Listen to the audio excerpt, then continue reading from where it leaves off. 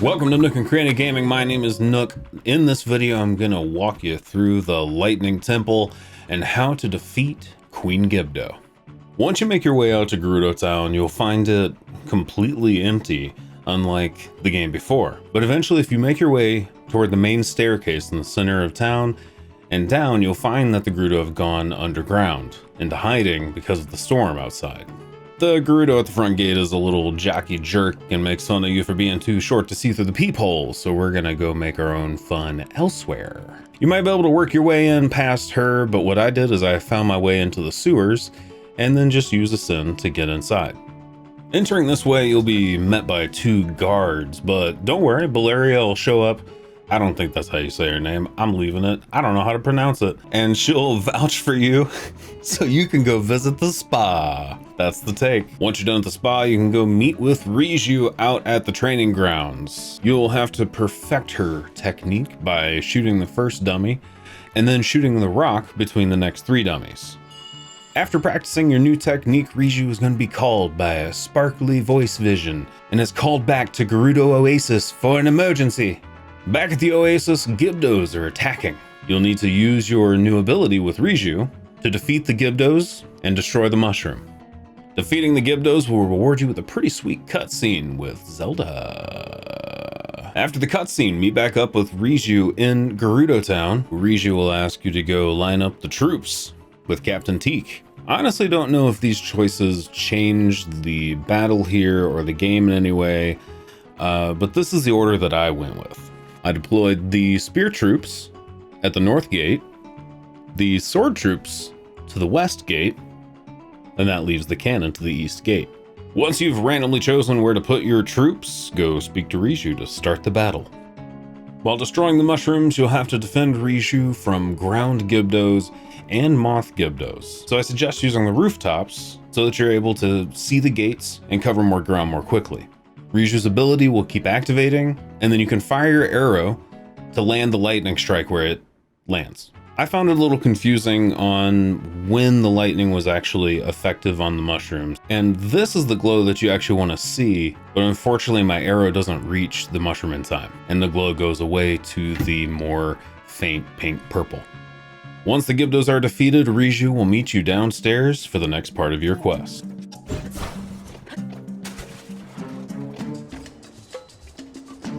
So following the directions and standing back to back with the throne in Gerudo Town, you can see a tall tower in the distance just above the storm.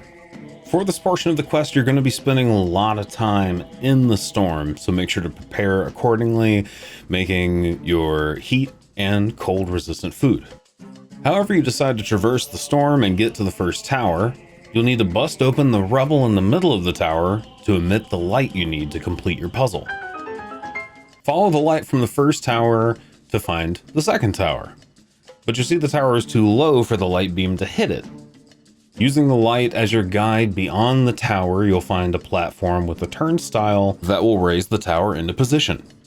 Using the light as your guide again, you'll find the third tower, which is also out of sync. You'll need to use something to rotate the tower into position to complete the triangle formation. Meet with Riju in the center to unveil the Lightning Temple. To start things off, activate Riju's ability and shoot the big pink glowing spot on the front of the temple. This will initiate your first round fight with Queen Gibdo. Queen Gibdo has two different attacks in this phase. One is like a sand laser that she shoots from her mouth, and another is a charge attack where her limbs go flailing and she comes charging right at you. But for the most part, she scuttles around the outside circle of the arena. Mechanically, Queen Gibdo works like a regular Gibdo. You need to use lightning, or actually any element will do. I was throwing like water choo-choos like crazy because I had a bunch of them to remove the outer husk and reveal the inner weaker bits. Getting up close can be extremely dangerous. You can see how much health that attack takes away when it hits you directly. That attack also spawns multiple whirlwinds, which are extremely annoying because not only can they hit you, but they can hit Riju and cancel her lightning ability, which you can use to paralyze Queen Gibdo when she's in her weakened state. You may not even see a lot of these attacks in this first round of the fight, because once you've knocked out a third of Queen Gibdo's health, she flees the scene. Gibdos will drop from the nearby hives, and you'll finally be allowed to get inside. In the first room, you'll need to blow away piles of sand using some guster. If you don't have one in your inventory already, you can find one in the torch holders on the walls. On the left-hand side of the room, you'll find a bunch of pots to break. And on the right-hand side of the room, a flame emitter inside of a chest in that pile of sand. Proceed down the long, dark ramp and through the room with 2 bridges. Below both of these, you can drop down and get a lot of goodies, but under the second one, you can get a large zonite charge in a chest. But also watch out for the Gibdo here. Straight ahead past the 2 bridges are 2 bricks that you can fuse together and move aside to reveal a Gibdo and a chest with some topaz. In the next room, the floor is going to drop out on you. Feel free to explore. And in the next room, you'll have to defend yourself from a couple Gibdos. Timing your run correctly, you'll be able to get past the flame emitters and hit a switch that shuts them off. The switch allows Riju to continue through the temple with you. This is a running theme through the temples in Tears of the Kingdom, where you have to remove obstacles in order for the sage to join you. The flames have gone out. Now we can move ahead. The next room reinforces this mechanism with this hallway of flaming rolling boulders. You can force your way down this hallway however you want, but Riju will not proceed until the boulders are stopped by pressing the switch. The fireball stopped. I'm on my way, Link. In the room with the Gibdo Hive mushroom, your path forward will lead you to a room of light. On your left, you'll have to deal with a Captain Construct 3. And under one of the sand piles, you'll find a Soldier Construct 3. Ultimately, you need a mirror to reflect the light onto the sensor to make it green. The next room is the Room of Ascension, which is really the meat and the potatoes of this temple. Here you'll activate the teleport point for the temple if you ever need to leave and come back, as well as get your next sparkly voice vision, which will give you your quest markers and objectives for the temple. Our first objective is straight ahead behind a pair of stones that are loose in the wall. Move the stones and the vases, and inside you'll find a stone that you need to use Riju's ability on. So I hope you stocked up on arrows, because that's literally the only way to activate her ability. I know. 10 out of 10. Next I went, oh hey, what does this do? And remove the rock in the corner on the first floor. This took me up to the 5th floor, where over by a construct soldier, I found a hole in the wall with a light source.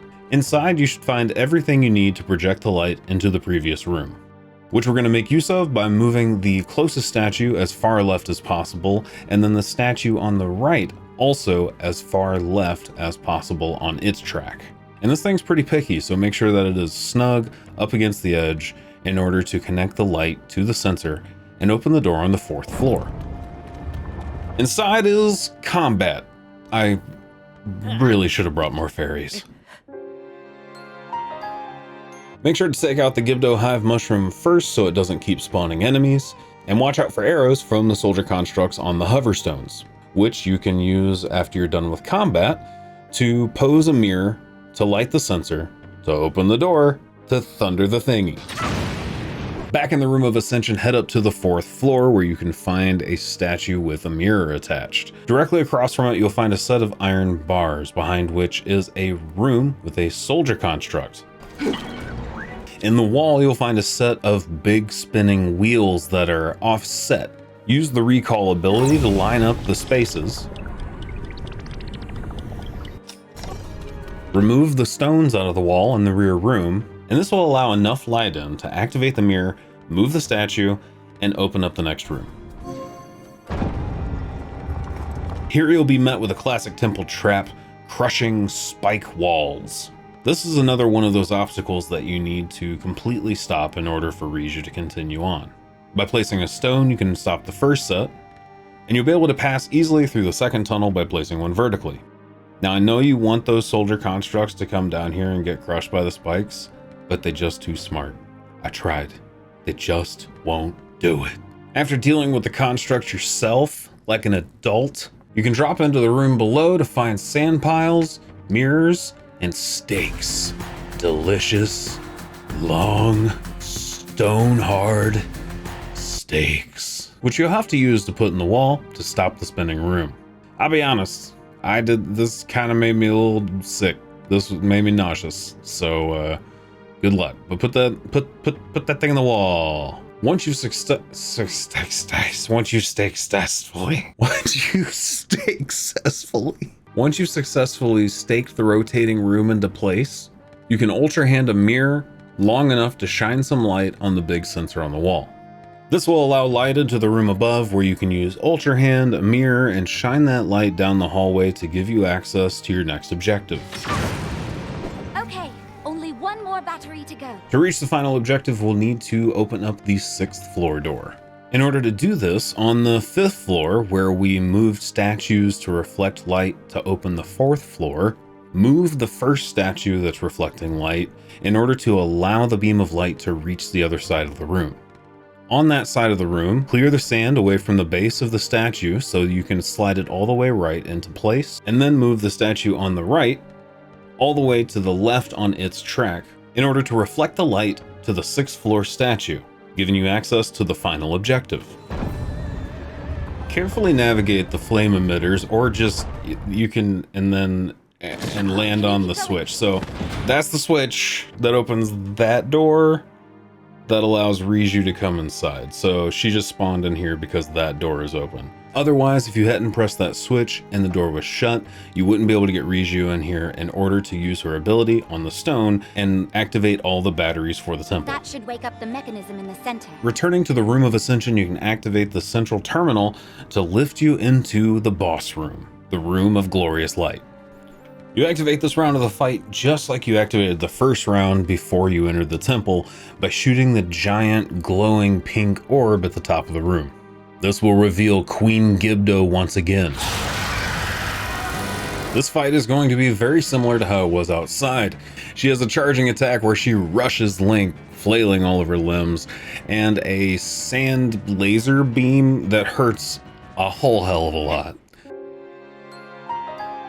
Again, she functions like a Gibdo, so use elemental attacks to weaken her, and when she's in her weakened state, you can use Riju's ability to stun her. Using Riju's ability isn't mandatory in the fight, but it can be very helpful to stun Queen Gibdo. It can be incredibly frustrating though when Queen Gibdo uses the slam attack that spawns the 3 hurricanes. If you've activated her ability and one of these whirlwinds hits her before you're able to fire your arrow, it will cancel the ability. And I suggest leading Riju around those whirlwinds before trying to activate her ability. The short and sweet is to hit Queen Gibdo with an elemental attack to weaken her, dodge the whirlwinds, and activate Riju's ability in order to stun her. Then you'll be able to do the maximum amount of damage. At half health, Queen Gibdo activates the Gibdo hives, unleashing Gibdo hordes upon you while you're trying to rinse and repeat the methods from before. By destroying the mushrooms in the room, you can allow light in, which will destroy the moths and any Gibdos that touch the light. It will at least stun them, but if they spend a significant amount of time in the light, they'll die. So it is a safe place to hide from all the Gibdo ads, but it actually makes it really, really hard to see, which is really ironic because it's light, but it's just so foggy. It's so hazy. I can't see. So I just suggest using those in emergencies. But for the most part, just keep yourself on the move, away from the hordes, and launching elemental attacks at Queen Gibdo until you can get her down and slam her with the heaviest weapon you got. I said slam her. Don't forget also that if you get surrounded, you can use Riju's ability to get rid of many enemies at once by shooting the ground near the enemies instead of singling out individual ones. Other than that, bring plenty of fairies and meals and your best defense items, as well as elemental objects to attach onto your arrows and unleash onto Queen Gibdo. In the end, you'll be rewarded for your efforts with a heart container and a secret stone? Secret stone? If you like the video, and if I helped, let me know down below. I'd love to talk to you. Subscribe for more, and I'll see you in the next one.